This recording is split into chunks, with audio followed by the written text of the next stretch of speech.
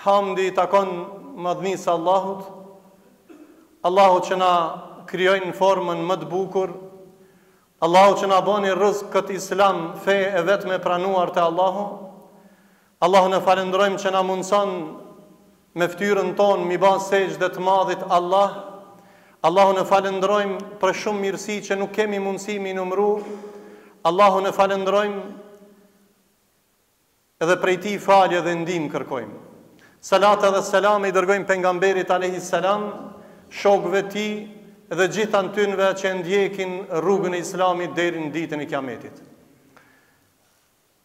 Besimtarë të nderuar, prej Allahut Azza wa Jall kërkojmë udhëzim se udhëzimi është në dorë të Zotit, kërkojmë shërim se shërimi është në dorë të Zotit, kërkojmë falje se falja është në dorë të Zotit, edhe kërkojmë mëshirë se mëshira është në dorën e Zotit. Allahumma amin.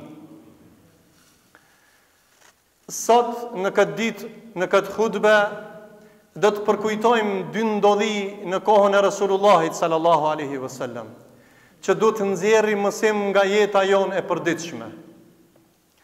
Duke e ditur se kjo dynja është darul ibtila, është dynja jetë e sprovave, dhe askush prej neve që jemi në xhami nuk kemi met pa u sprovuar me diçka. Prandaj është pjesë e jetës, mos provu dikush me smundje, dikush me varfëri, dikush me ndonjë lloj trishtimi tjetër, e dikush me ndonjë tmet tjetër, ashtu me radhë. Prandaj ne jetojmë mes dy pozicioneve, në mes asaj mi thon Allahut elhamdulillah që duhet Allahun me falendëru vazhdimisht, dhe kjo është për me hynë xhennet do të me falendëru Allahun. Dhe e dyta, nëse na godet ndonjë sen nuk ban mu çudit, nuk ban mu habit, po duhet me bë sabër dhe me marr irnek nga burrat e parë, siç kanë qenë pejgambert e Allahut alayhimus salam. Wa rabbuka yakhluqu ma yasha wa yakhtar. Allahu krijon çdo gjë dhe Allahu përcakton çdo gjë. Wa ma tashauna illa an yasha Allahu rabbul alamin. Nuk ka çdo herë njeriu çka don, Allahu çka don bëhet. Ti s'don musmu, po Allah I ka dash ti musmu. Ti s'don me vdek në këtë kohë, don me vdek mas 60 vjetëve, mas 70 vjetëve, mas 90 vjetëve, por Allahu pa dëshirën tënde se Allahu don. Ai të ka kriju dhe ai të merr shpirtin kur do.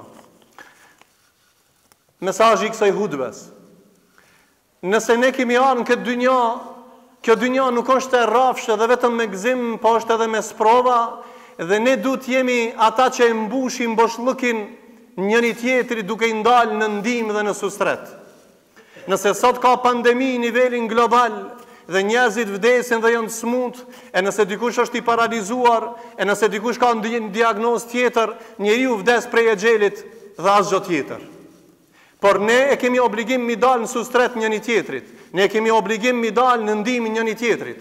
Dhe sot, sipas një lloj diagnozës, po tham më e re, është 2 prilli, është dita e autizmit e fëmijëve, sidomos të fëmijët me nevoja të veçanta, një kategori që Allahu I ka sprovuar disa. Dhe lutim Allahun, çdo smuj dhe çdo diagnozë Allahu t'i shëron smurit ton, ja Rabbel Alamin. E prindërve, Allahu t'ja u lehtëson, po duhet me ditë dhe me qenë sabërli në menaxhimin me fëmijët. Ka njerëz që mirën me këtë diagnozë dhe I dalin, hoxh, pse flet ti për këtë diagnozë sot? Po flas se njerëzit ndonjëherë dëshpërohen dhe thot, pse Allahu më gjet mu edhe më sprovoi me evlad. Allah e ka sprovu Resulullahin, Allah e ka sprovu Ejubin alayhis salam, Allah e ka sprovu sahabien I verbër, s'ka pa dritë kur me sy. Edhe këtu po du me dalë. Prandaj ne si musliman, Zoti sprovon disa me fëmijët e tyre, e dikan duhet me ditë se është shpërblim ndaj sabrit dhe durimit dhe menaxhimit ti që e bën në shërbimin e tjetrit. Ne kemi nevojë, dikuj na mi dhon pasuri, dikuj na ke nevojë mi dhon moral, dikuj ke nevojë mi dhon nasihat, dikuj ke nevojë mi dhon pasuri, e dikuj nevoja të ndryshme që të cilën ai ka nevojë për nevojën e shërbimit që ti ja afron. Një ditë një grua e ka pas emrin Sauda, te pejgamberi dhe I tha Resulullahit sallallahu alaihi wasallam. Tha ja Rasulullah, unë e kam një diagnoze, e humbi vetdijen, sikur me thonë sa është diagnoza e epilepsisë. Tha, e humbi vetdijen dhe e kam një dert, lutë Allahun, Allahu të më shëron. Pejgamberi sallallahu alejhi wasallam i tha, a don ta lusë Allahun më të shëru? A don ta lusë Allahun më don sabër? Falekal janna. E nëse bën sabër, Allahu ta ban nasib xhenetin. Nëpërmjet provës. Tha, nëse kjo është, tha, lutë Allahun që Allahu të mban sabërlike në sprovën që e kam. E hum vetdijen. Ja Rasulullah, tha, të kam një lutje më të veçantë. Lutë Allahun që unë të jam sabërlike për ta fituar xhenetin. Po ja Rasulullah, kur e humbi vetdijen, unë ndel avreti zhvishem. Tha, lutë Allahun që trupi jam mos ta shef dikush nga besimtar trupin tem të zhveshur. Këtë dert e ka pas. Se unë jam pa vetdije, humbi kontrollën, e si të dalë para madhnisë Allahut kurse trupi jam i zhveshur. Kjo ishte. Kështu e kam pas nanat, muslimanët, dertin e mbrojtjes ka qenë të nderit, të trupit, të moralit, por ka kërku nga Rasulullahi ilaç. Ka kërku pejgamberi sallallahu alejhi wasallam, ja ka dhënë opsionin e parë dhe të dytë, ka thonë lutë Zotin të mban nga sabërliket e unë të jam nga banorët e xhenetit. Sot Abdullah ibn Mektumi, sahabi i zgjedhur, kjo është rasti i parë dhe rasti i dytë, ishte i verbër qarë, e mësoi Kur'anin te Rasulullahi sallallahu alaihi wasallam. Në fillim në Mekë ishte prej të parëve që e pranoi Islamin. U ja ofru një ditë pejgamberit sallallahu alaihi wasallam. Në atë moment Rasulullahi alaihi salam u vëllezër ishte i nxanë shumë. Me kanë të i thirë në fe parien kurejshite, pinë Ebu Gjehel edhe zullumqartë më të mëdhaj. Edhe në atë moment e pa të rrugës mi dalë në susret, mi thirë njerëzit që kanë peshë në shoqërie në për... Kjo ishte ijtihadi Resulullahit a.s. Për t'i thirë njerëzit në fejën e Zotit. Ju afru a i verbër qarë. Tha, ja Rasulullah, tha të mësëm në diçka, qka të ka mësu ty Allah i ti mësëm, qka të ka mësu ty Allah i mua. Pejgamberi a kthej shpinën. E u mërzit Abdullah ibn Mektum. Hala se kthej shpinën Rasulullah a.s. 16 ajete, nga 7 ka qilna Allahu a dikujna i drejtohet Rasulullahit. Abasa wa tawalla, ty tër një i verbër qarë. Tipja kthen shpinën, pe ana shkalan një njeri, qka po të mësam, qka të ka mësu Allahu, ju drejtu me njëherë i trishtu më Rasulullahi. Tha, merhaban bik, mirë se vjen, o ti qka më ka qërtu Allahu, pi 7 ka të qilnave.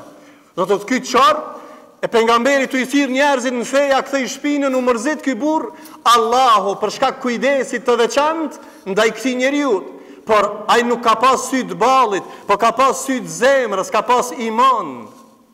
Mesazhi i kësaj ndodhi është, o vëllezër, ti dalim susret njerëzve që kanë nevojë për shërbimin që ti mundesh m'ia dhon. Në këto ditë vështira, e sidomos ata që kanë probleme me fëmijë, të mundohemi socializohemi dhe të shoqërohemi me ta. Hoq, po ajo është një diagnozë, po çka është me kjo autizmi, po du me ditë pak më shumë, se ato çka nuk janë sprovuar nuk e din. Autizmi është një shtrëngullim neurobiologjik tek zhvillimi i fëmijëve. Janë disa simptome, disa flasin më herët e disa flasin më vonë. Janë disa fëmijë që veçohen me një çash dhomës, edhe me sy nuk qef ty, ajo është i përqendruar në diçka tjetër dhe unë nuk mirë me këtë diagnozë. Po du me thonë, po këto çka janë? Këto kanë një botë më të veçantë. Veç për ilustrim, ka prej tyre që janë me këtë diagnozë, po janë hafizat të Kur'ani Kerimit. E kanë një shqis të zhvillume, po e kanë një shqis jo të zhvillume, ama tjetrën e ka shumë më shumë të zhvillume. E prandaj është mirë me bë dua Allahun që ata që janë sprovu me këtë diagnozë dhe me diagnoza tjera, Allahu t'i shëron. E lusim Zotin që Allahu prindërve të tyre, Allahu t'jep sabër dhe menaxhim me ta, me punu sa më shumë, që mi danë susret atyre për zhvillimin e tyre, që të arrijnë shpërblimin tek Allahu nëpërmjet durimit. Edhe një herë lut Zotin e Madh me emrat e Tij të bukur Esh-Shafi, që Allahu shërus, Allahu t'i shëron gjithë smundit e muslimanëve ya Rabbel Alamin. Allahu t'na udhëzon në rrugën e Tij, Allahu t'na ban nasib shahadetin në momentet e fundit kur dalim para madhnisë Allahut. أقول قولي هذا واستغفر الله لي ولكم ولسائر المسلمين فاستغفروه إنه هو الغفور الرحيم.